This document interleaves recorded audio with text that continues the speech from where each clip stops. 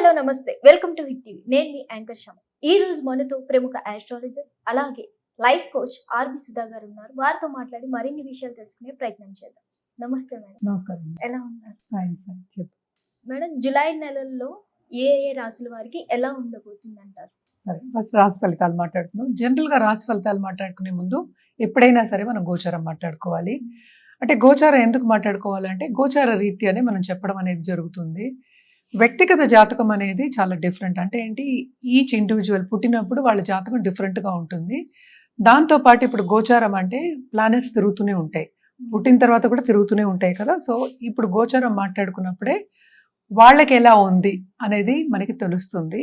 కానీ జనరల్గా మాట్లాడుకోవాలి అంటే ఎప్పుడు మన రాశి వారిగానే మాట్లాడుకుంటాం. ఎందుకంటే అందరికీ తెలిసిన విషయం, 12 రాశులు ఉంటాయి, 9 ప్లానెట్స్ ఉంటాయి. సో ఇవి తిరుగుతూనే ఉంటాయి, గోచారం జరుగుతూనే ఉంటుంది కనుక దాన్ని బట్టి ప్రెడిక్షన్స్ అనేది మనం బేస్ చేస్తాం. కానీ రాశి అనేది ఏంటంటే ఇండివిజువల్. అంటే ఏంటి, ఒక రాశి అంటే ఒక మూన్ ఎక్కడ ఉంటే, చంద్రుడు ఏ రాశిలో ఉంటే, అంటే ఏ భావంలో ఉన్నా కూడాను దాన్ని రాశి అంటాం అనమాట. అంటే వాళ్ళది మూన్ సైన్ అనొచ్చు, రాశి అనొచ్చు. సో జనరల్గా మనం మాట్లాడుకునేది ఏంటంటే మూన్ గురించి మనం మాట్లాడుకుంటాం, రాశి గురించి మనం మాట్లాడుకుంటున్నాం.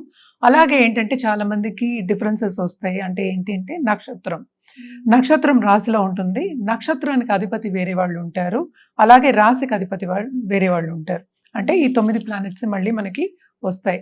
ఒక్కొక్క రాశిలోనే 9 పాదాలు ఉంటాయి, నక్షత్ర పాదాలు ఉంటాయి అన్నమాట. సో వీటిని బట్టే మన ప్రెడిక్షన్స్ అనేది జనరల్ ప్రెడిక్షన్స్ మనం చెప్పుకోగలుగుతాము. అది కూడా ఏంటంటే ఏ రాశిలో ఏ ప్లానెట్స్ ఉన్నాయి, అంటే ఏంటంటే ఎక్కడ ఏ ఇంట్లో ఉన్నాయి. 12 రాశులు మనం మాట్లాడుకున్నాం, 12 ఇళ్ళు మాట్లాడుకున్నాం, 12 భావాలు అనుకోవచ్చు.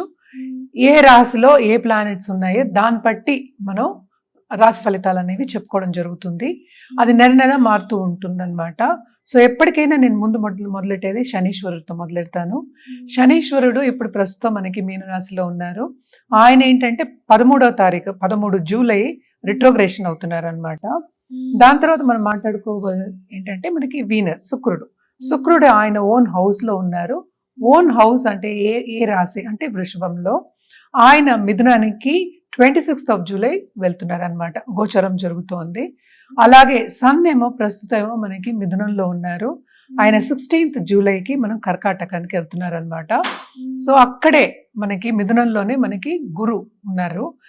గురు బేసిక్గా ఏంటంటే ఆయన కంబషన్లో ఉన్నారు, అంటే కొంచెం స్తంభించిపోయి ఉన్నారు. ఎందుకంటే సన్కి దగ్గరగా ఉన్నారు కనుక ఆయన 10th జూలై కంబషన్ నుంచి బయటకు వస్తున్నారు అనమాట. తర్వాత మనం మాట్లాడుకోవాల్సింది ఏంటంటే మెర్కురీ ఏంటంటే మనకి మెర్కురీ అన్న బుధుడన్నా ఒకటే, మనకేమో కర్కాటకంలో ఉన్నారు. ఆయన ఏంటంటే ఇప్పుడు 18th జూలైకి రిట్రోగ్రేషన్కి వెళ్తున్నారు, అంటే వక్రిస్తున్నారు అనమాట. సో దాని తర్వాత మనం మాట్లాడుకోవాల్సింది మార్స్ ప్రస్తుతం మనకి సింహంలో ఉన్నారు. సింహరాశిలో ఉంటూ ఏంటంటే కేతుతో పాటు ఉన్నారు, ఎందుకంటే కేతు కూడా మనకి సింహంలోనే ఉన్నారు. 28th జూలైకి మనకి కన్యకి వెళ్తున్నారు అనమాట. అలాగే రాహు ప్రస్తుతం ఏంటంటే కుంభంలో ఉన్నారు. సో మోస్ట్ ఇంపార్టెంట్ ఇక్కడ ఏంటంటే శనీశ్వరుడు 13th July retrogression is very important అనమాట. అలాగే మనం చూసాము అంటే కంబషన్ నుంచి జూపిటర్ కూడా మనకి బయటకు వచ్చేస్తున్నారు. సో ఇవి రెండు మంచి సూచనలు. అండ్ ఆల్సో మనం చూసాము అంటే వీనస్ కూడా ఓన్ హౌస్లో ఉండి కొన్ని రాసుల వరకు చాలా మంచి ఫలితాలు అనేది ఇస్తుంది అనమాట. అండ్ ఆల్సో ఏంటంటే మనకి ఇంకా మనం మాట్లాడుకోవాలి అంటే కనుక రాహు కేతువులు అంత మంచి ఇవి ఇవ్వవు కనుక, ఫలితాలు ఇవ్వవు కనుక, మార్స్ కూడా ఉండడం కూడా కొంతవరకు అంత మంచి యోగం కాదనమాట. సో కొన్ని రాసుల వారికి అంత బాగుండదు, కొన్ని రాసుల వారికి బాగుంటుంది. అలాగే మనం చూసామంటే ఏలినాటి శని ఎవరికి ఉందో, ఎందుకంటే అందరూ శని వచ్చారంటే భయపడుతూ ఉంటారు కనుక ఏలినాటి శని ఏమో ప్రస్తుతం మనకి మేషరాశి వాళ్ళకి అంటే మొదటి ఘట్టం, మీనరాశి వాళ్ళకి 2వ ఘట్టం, కుంభరాశి వాళ్ళకి 3వ ఘట్టం, అంటే 7.5 years శని. సో అంటే లాస్ట్ 2.5 years అనమాట. ఆయన మీనంలో ఉండి రిట్రోగ్రేషన్ అంటే వక్రిస్తున్నారు అనమాట జూలై 13th. సో ఈ గోచారం పట్టే మనం ఏంటంటే రాశి ఫలితాలు అనేది మాట్లాడుకోవాలన్నమాట. మీనరాశి వారికి ఎలా ఉండబోతుంది? మీనరాశి వాళ్ళకి కూడా మిశ్రమ ఫలితాలు ఘోషిస్తున్నాయని చెప్పుకోవాలన్నమాట. ఎందుకంటే దాంపత్య జీవితంలో అంత పరిస్థితి అంత అనుకూలంగా అనిపించట్లేదు. అండ్ ఆల్సో ఈగో క్లాషెస్ కానీ లేకపోతే విభేదాలు రావడం కానీ ఎక్కువ కనిపిస్తోంది, ఎస్పెషలీ ఇంటర్పర్సనల్ రిలేషన్షిప్స్లో. ఎందుకంటే మనకి సన్ అండ్ జూపిటర్ ఈ రాశికి అధిపతి ఏమో 4వ ఇంట్లో ఉన్నారు. మనకి తెలుసు మిథునంలో ఉన్నారు. అదొకటి కాకుండా సన్ కూడా కూడనే ఉన్నారు. అంటే ఏంటంటే ఈగో క్లాషెస్ తప్పవు. అలాగే పిల్లలతో కూడా కొంతవరకు ఏంటంటే సన్నిహితంగా, జాగ్రత్తగా చెప్పుకోవడం, నెమ్మదిగా చెప్పుకోవడం అనేది వెరీ వెరీ ఇంపార్టెంట్. ఎదురు తిరిగే ఛాన్సెస్ మనకి ఎక్కువ కనిపిస్తున్నాయి. అలాగే కెరియర్ పాత్‌లో కూడా వీళ్ళకి కొంతవరకు ప్రాబ్లమ్స్ వచ్చే ఛాన్సెస్ మనకి కనిపిస్తున్నాయన్నమాట. ఎందుకంటే సెకండ్ లార్డ్ మనకేమో 6థ్‌లో పడ్డాడు. సో, కొంతమందికి ఉద్యోగం పోయే ఛాన్సెస్ కూడా మనకి ఎక్కువ కనిపిస్తున్నాయి. అండ్ ఆల్సో ఏంటంటే ట్రావెలింగ్ ఇండస్ట్రీలో ఉన్నవాళ్ళు, టూరిజం ఇండస్ట్రీలో ఉన్న వాళ్ళకి మాత్రం టు ఎ సర్టెన్ ఎక్స్‌టెంట్ బానే ఉంటుంది. కానీ కొంతవరకు అన్ని రంగాల్లోనూ జాగ్రత్త పడాలి అనేది వీళ్ళకి సూచన. ఎందుకు? ఏలినాటి శని ప్రభావం అనేది చాలా ఎక్కువ కనిపిస్తోంది.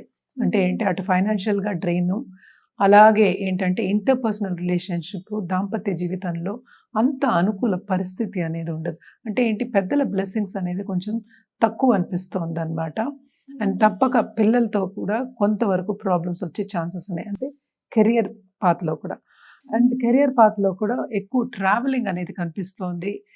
ఉద్యోగ రీత్యా అంటే ఏంటంటే ఒక చోటు నుంచి ఇంకో చోటుకి వెళ్ళి సెటిల్ అయ్యే ఛాన్సెస్ కానీ, డిస్టర్బెన్సెస్ కానీ ఎక్కువ కనిపిస్తున్నాయన్నమాట. అండ్ ఆల్సో నిరుద్యోగులకి ఉద్యోగ అవకాశం వచ్చే ఛాన్సెస్ కనిపిస్తున్నాయి గానీ, వాళ్ళు అనుకున్న స్థాయికి రీచ్ అవ్వలేకపోతారు. వాళ్ళు అనుకున్నది వాళ్ళు సాధించలేకపోతారనమాట. అలాగే పై చదువులకి బయటికెళ్దాము అనుకునే వాళ్ళందరికీ ఈ నెల కొంతవరకు బావుంటుంది. తప్పక వెళ్తారు. కానీ ఖర్చులనేది చాలా చాలా అధికం అనిపిస్తోందనమాట. అండ్ ఈ రాశిలో ఉన్న వాళ్ళ పిల్లల్ని తప్పక వీళ్ళు సెటిల్ చేస్తారు. వాళ్ళ మీద బాగా ఖర్చు పెడతారనమాట. ఎక్కువ దుబ్రా ఖర్చయ్యే ఛాన్సెస్ మనకి కనిపిస్తున్నాయి. అంటే ఏంటి నీళ్ళలా ఖర్చవుతుంది మనం అంటూ ఉంటాం. అది వీళ్ళకి కొంచెం ఎక్కువ కనిపిస్తోంది ఈ నెలలో. అంటే మీనరాశి వాళ్ళకి. అలాగే కొత్తగా పెళ్ళైన వాళ్ళకి కూడా అడ్జస్ట్‌మెంట్ ఇష్యూస్ అనేవి కొంచెం ఎక్కువే కనిపిస్తున్నాయి. అండ్ లాంగ్ టర్మ్‌గా పిల్లలు కావాలి అనుకున్న వాళ్ళందరికీ towards end of this month కొంతవరకు బావుంటుందనమాట. సో, తప్పక ఆ టైంలో ట్రై చేయొచ్చు. అండ్ ఆల్సో ఎవరైనా సరే ఫైనాన్షియల్ మార్కెట్‌లో ఉన్న, స్టాక్ మార్కెట్ దీంట్లో ఉన్న వాళ్ళందరికీ, ఏదైనా కమిషన్ బిజినెస్‌లో ఉన్న వాళ్ళందరికీ కూడా ఎక్కువ రాబడి అనేది కనిపియట్లేదు. ఖర్చులే ఎక్కువ కనిపిస్తున్నాయి. సో, తప్పక ఈళ్ళేంటంటే ఇదొక ఏంటంటే ముందుకు సాగే ఒక అంటే మంచి సూచనలు కావాలి, మంచిగా ఉండాలి ఫ్యూచర్ అనే వాళ్ళకి ఇదొక స్టెప్పింగ్ స్టోన్ కింద తీసుకోవాలనమాట. అంటే ఏంటి, ఇప్పుడు ప్లానింగ్ యేసుకొని ఎగ్జిక్యూషన్ చేసేది తర్వాత నెక్స్ట్ మంత్ పెట్టుకోవడము, దాన్ని నెక్స్ట్ మంత్ బాగా ఉన్నప్పుడు పెట్టుకోవడం చేసుకుంటే ప్లానింగ్ మంత్ కింద మీనరాశి వాళ్ళకి పెట్టుకుంటే కొంతవరకు బానే ఉంటుంది. అంటే ఏంటంటే మన ఫ్యూచర్ ఏంటంటే కొంచెం లాంగ్ టర్మ్. మనం మాట్లాడుకునేది 1 మంత్‌కి. ఏదైనా మళ్ళీ వ్యక్తిగత జాతకం మీద ఆధారపడి ఉంటుందనమాట. మన పరిహారాల విషయానికొస్తే కనుక తప్పక వీళ్ళు నిత్యం హనుమాన్ చాలీసా పఠిస్తే మంచిది. అదొకటి కాకుండాను వృద్ధాశ్రమంకెళ్ళి తప్పక ఒక 10 మందికైనా చెప్పులు కొనిపెట్టడం మంచిది. ఎందుకంటే శనికి సర్వీస్ అంటే చాలా చాలా ఇష్టం. సో, ఎవరికైనా సర్వీస్ చేస్తే కనుక చాలా మంచిదనమాట. తప్పక ఇవి కొనిపెడితే ఇవన్నీ చేసుకుంటే వీళ్ళకి ఇంకా బావుంటుంది. ధన్యవాదాలు మేడం. చాలా చక్కగా వివరించారు.